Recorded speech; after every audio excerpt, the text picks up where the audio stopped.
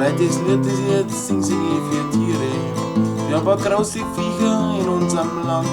Und weil die paar ganz genau wissen, was das Volk will, ändert sich in nächster Zeit so allerhand.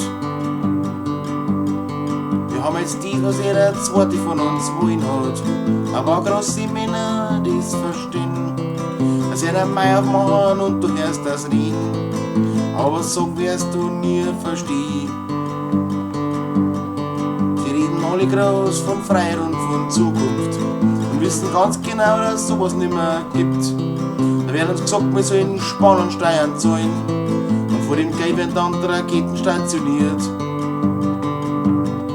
Sie geben uns Nahrungsmittel, die total vergiftet sind. Vor einem Schluck Wasser aus 3 Wochen Scheißerei. Und demonstrieren wir für ein bisschen mehr Frieden, dann werden wir niedergeknüppelt von der Polizei. Sie hängen Schilder auf, wo du lesen kannst, Naturschutz. Du siehst der Baustelle bloß Natur ist keine da.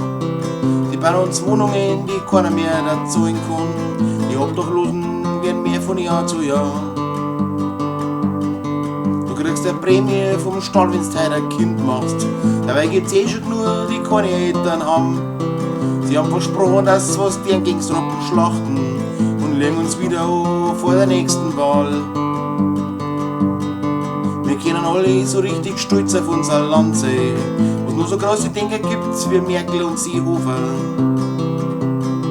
Ich heb mir ein Glasl auf die zwei ins Hauch, wenn die Birnen fallen und trinke drauf, dass bald der Teufel halt. Ich hab schon ewig gesagt, dass eine aus dem Osten in unserer Regierung nichts zum Suchen hat. Aber die größten Schleimer und die größten Krieger haben bis jetzt sowas gebracht in unserem Staat. Dankeschön.